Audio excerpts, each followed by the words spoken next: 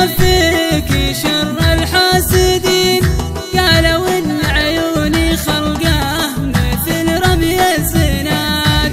أضرب إن الله يكفيك شر الحاسدين، قالوا إن عيوني خلقه مثل رمي الزناد. البشر طبعه كذا ما اختفى لازم يبين، وانت زينك طاغي فوق يا ظبي الحماد.